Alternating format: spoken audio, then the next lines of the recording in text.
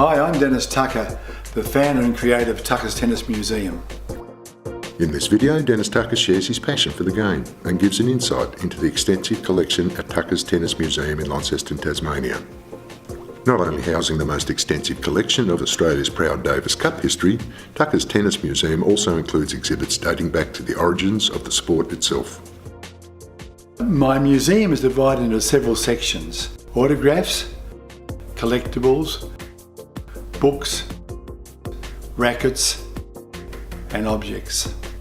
Commencing with the autograph collection, Major Walter Wingfield invented tennis in 1873. Here is his handwritten will. I say Wingfield invented tennis, but he actually didn't invent the game, he actually patented it. Tennis was played through many countries, states of England through the 19th century. And he was smart enough to put it all together and patent the game. And he created a box set of the lines and the rackets and the balls and the set of rules. And he sold that for a certain sum of money through the sports stores in England. My autograph collection commences with every Wimbledon winner, men's and women's. The first men's winner was Spencer Gore in 1877, and the first women's winner was Maud Watson in 1884. The collection also comprises every Australian men's Wimbledon winner, commencing with Rodney Heath in 1905, and every Australian women's winner, commencing with Margaret Molesworth in 1922. I might add, every particular winner is accompanied with a photograph and autograph. And of course, my major collection is the Australian Davis Cup collection, which commences with Dwight Davis, who donated and found the Davis Cup in 1899, and then of course every Australian Davis Cup player. Well, the depth of the Davis Cup collection is really quite immense, and collecting the 108 autographs really took some doing. In fact, I went to Zurich to collect one particular autograph. The autograph's probably only worth $50, but I had to get it. This table can seat 14, and we use this table all the time. We host people for dinners, and these displays are changed regularly. Currently the display we have, which is very, very rare, an original copy of the rules of tennis. And also there's a book, The First 50 Years of Wimbledon, and this book is signed by all the early winners. Dave McPherson, local boy, coached the Bryan brothers for many years. The Bryan brothers gold medal is on loan to the museum. Well, the objects also extend to Davis Cups. I have Jeff Brown's run-up Davis Cup trophy. Poor Jeff Brown, he was runner-up in the Davis Cup. He was runner-up in Wimbledon, and he lost the Wimbledon singles, doubles, and mixed doubles, and he also was runner-up in the Davis Cup. Here we have two of Bill Tilden's trophies. We have his runner-up United States trophy in 1927, and also his runner-up trophy in 1916. Harold Marnie won Wimbledon in 1896, and he received a trophy order. So with that trophy order, he bought himself his Wimbledon trophy. This is actually very historically important. Many think it's quite ugly, and it's not pewter as it looks, but it's an 1880s vase with all the tennis motifs on it. And it's actually quite valuable and historically important. That trophy in there was won by Harold Lewis Barclay. And Harold Lewis Barclay is probably a rarely known Tasmanian, but he was born in Beaconsfield. And that's his Tasmanian trophy in 1915.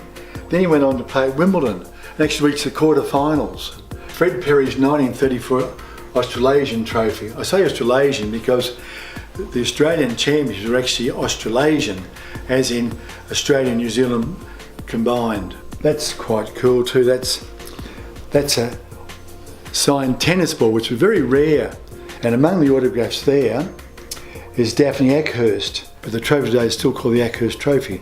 And there's her autograph signed there. In the 20s and 30s, the most famous tennis fleet was what we call the famous four French musketeers: Barotra, Bugnon, Cochet and René Lacoste.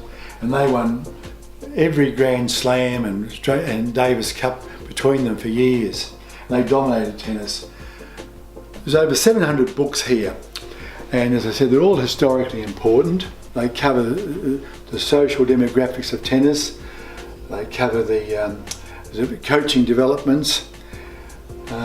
In fact, there's some wonderful books here. This is 1905, Beldam and Vale, great lawn tennis players, but autographed by the authors. So that's pretty special. And nearly all these books are autographed by the authors. Some of the early 19th century books have different coaching techniques to the ones they have in the 21st century. Very much difference, and that's quite fascinating in itself. And socially, these books are of importance because tennis developed socially from the 1920s to today. That was the first tennis book I ever had. My grandmother gave it to me, December the 25th, 1953. Tennis, as we said, commenced in the 1870s, and it was really only played by the very rich and wealthy, and fortunate to have the space to be able to play it. Then it developed in the 20s, when it was, and you'll see by a lot of the objects, that it was still only obtained by the rich and wealthy, but it was aspired to by many. So they sold objects representing tennis. There were serviette rings, there were toast racks, all sorts of desk sets. And then the film stars in the 30s and 40s, they had land and wealth, and they then got involved in tennis and started for the masses. And after the Second World War, tennis was open to everybody. Here's another little Roger Federer special. Dave McPherson coached Roger Federer and Stan Wawrinka to Switzerland, winning their first ever Davis Cup. And they gave that T-shirt to David, autographed by the Swiss Davis Cup team. I have many favourite pieces.